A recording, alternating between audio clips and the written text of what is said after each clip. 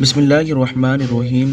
ذی الحج کا یہ مہینہ چل رہا ہے اور شروع کے 10 دن نہایت ہی مبارک اور معتبر دن ہیں۔ اس کے تعلق سے حدیث پاک میں بھی بہت ساری باتیں آئی ہیں۔ اگر ایک حدیث پاک کا مفہوم میں شارٹ میں بیان کروں تو آپ یوں سمجھ لیں کہ اللہ کے رسول نے فرمایا کہ دنوں کے مقابلے میں یہ ذی الحج کے شروع کے 10 دن عشرہ کے یہ زیادہ معتبر اور افضل ہیں۔ اور ان دنوں میں اب میں آپ کو بتاؤں، اگر ان دنوں میں کوئی عبادت و ریاضت یا وظائف کرتا ہے تو وہ زیادہ معتبر اور مقبول ہوا کرتے ہیں رب کے بارگاہ میں۔ اگر کوئی شخص ان مہینوں میں اور شروع کے ان 10 دنوں میں اسپیشلی اگر کوئی شخص عمل کرتا ہے، ریاضت کرتا ہے، عبادت کرتا ہے تو زیادہ معتبر اور افضل ہے۔ میں آپ کو بتاؤں کہ یہ مہینہ جو ہے نہایت ہی پاکیزہ مہینہ ہے اور اللہ تبارک و تعالیٰ نے مسلمانوں کو قربانی کرنے کا حکم دیا، اور رمضان شریف کے بعد سب سے زیادہ معتبر مہینہ اور معتبر دنوں میں شمار کیا جاتا ہے ذی الحج کے شروع کی یہ 10 دن۔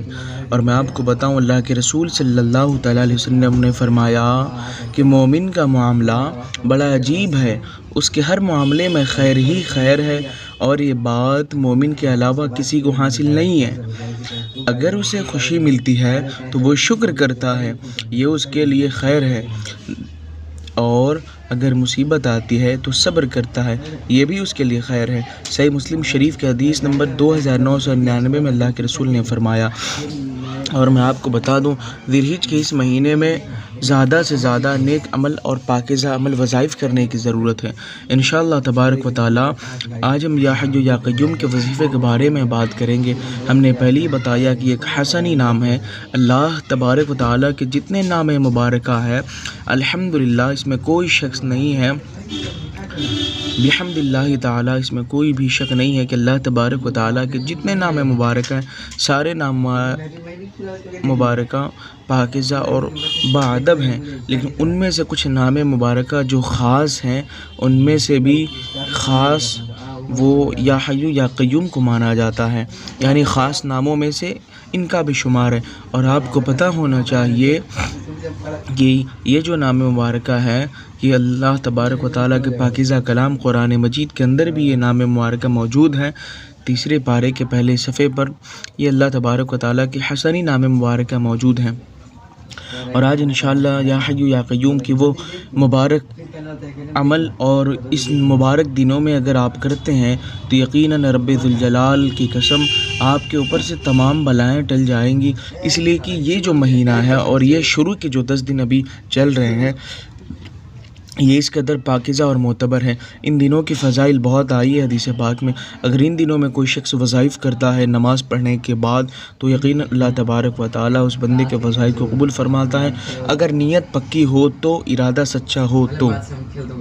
میں آپ کے بتاؤں کہ حدیث پاک میں مسلم شریف کی حدیث ہے اور سنن ترمذی شریف، سنن ابن ماجہ شریف کے حدیث پاک میں یہ واضح طور سے بات آ چکی ہے کہ حضرت انس بن مالک رضی اللہ تعالیٰ عنہ کہتے ہیں کہ ہم نے نبی پاک صلی اللہ تعالی وسلم کو جب کوئی کام سخت تکلیف اور پریشانی میں ڈال دیتا تو آپ یہ دعا پڑھتے، یا حی یا قیوم برحمتک استغیث، اے زندہ اور ہمیشہ رہنے والی تیری رحمت کے وسیلے سے تیری مدد چاہتا ہوں۔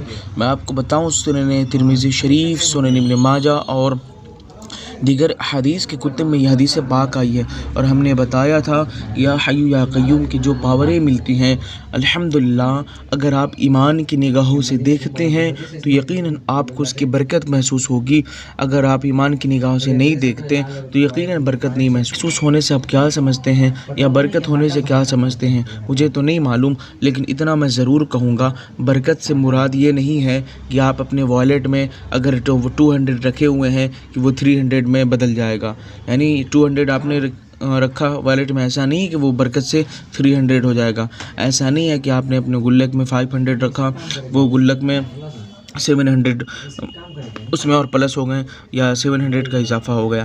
برکت سے مراد یہ نہیں ہے، اور نہیں برکت اس کو کہتے ہیں، برکت بلکہ اس کو کہتے ہیں، اور برکت سے مراد ہی یہی ہے کہ جو کام آپ کے 500 میں ہونے تھے وہ کام 300 میں ہو جائیں گے، جو کام آپ کے 700 میں ہونے تھے وہ کام آپ کے 400 میں ہو جائیں گے، جو کام آپ کے 100 روپیز میں ہونے تھے وہ کام 75 یا اراؤنڈ 50 روپیز میں ہو جائیں گے۔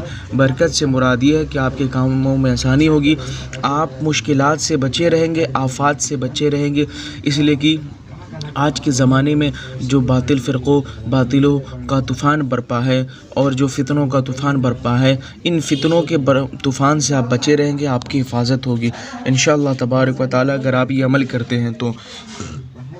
اب عمل کا کیا پروسیس رہے گا وہ بھی آپ سن لیں۔ دیکھیں، عمل کا کوئی پروسیس نہیں ہے۔ پروسیس میرا آپ لوگوں نے اگر سنا ہوگا، جو جس قانون کے تحت ہم وظیفہ اپلوڈ کرتے ہیں، جن مبارک کتابوں سے حسین ہے، وظائف کی دنیا ہے، اور احادیث اور تفسیر سے میں اس کے تعلق سے ایک نقل کرتا ہوں، اور میرے جتنے سارے وظیفے ملیں گے الحمدللہ وہ سارے نماز کے ملیں گے۔ وداؤٹ نماز نو وظیفہ، نو برکت، نو کمپرمائز۔